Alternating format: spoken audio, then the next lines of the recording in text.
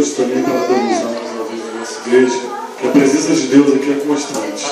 E por mais que tenha levantes, é sempre, é constante a presença dele aqui. E quando Deus levante, há uma quebra, como agora foi feito aqui, a bispa dirigiu, né, juntando a liderança aqui e quebrando em favor de todos. Para ninguém sair daqui retalhado, para ninguém levar nada para casa, para levar só as bênçãos do Senhor.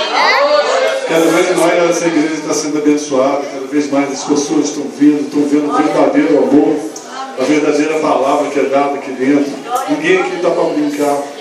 Os pastores, os bispos levam isso aqui muito a sério e nos passam também para a liderança. Ontem fomos agraciados com um casamento aqui. Isso é uma bênção. Eu creio para mim que é uma bênção. Né? O pastor João, nosso pastor aqui, que está vendo a outra congregação lá, nossa, lá no Céu Azul, que dirige com muita vontade. Ontem veio tanta gente aqui para prestigiar, né?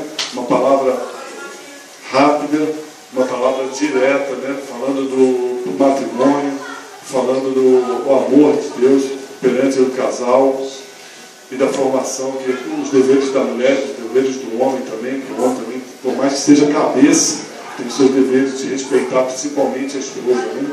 Eu queria ressaltar, né? Hoje tivemos um batismo, eu não fui, né? Mas a igreja estava lá, mas isso é mais uma bênção para a nossa igreja, né? Está batizando as pessoas, está trazendo aqui, né? Esse foi, não sei se foi o primeiro, né? Mas vieram muitos. Queremos estar batizando, né? Como a missionária Silvia falou aqui, está evangelizando, né?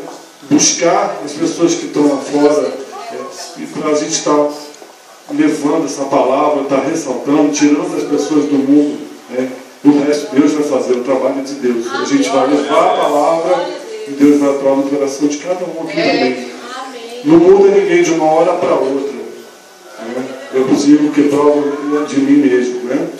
Não fui de uma hora para outra, que eu mudei, foi devagarzinho, eu aceitei Jesus, eu fui, tive minhas idas e vindas antes de realmente firmar os pés na igreja. Eu hoje está com um pastor, agradeço a Deus, os filhos, sempre me auxiliando também. Então, igreja, digo a vocês, o trabalho aqui é muito sério. Então, eu já parabenizei os dois, mas cada vez eu ressalto mais ainda a importância do trabalho que os dois executam aqui dentro, pela seriedade que é feita. Também podem saber que vocês estão saindo daqui debaixo de muita bênção, de muita glória. Amém? Agradeço.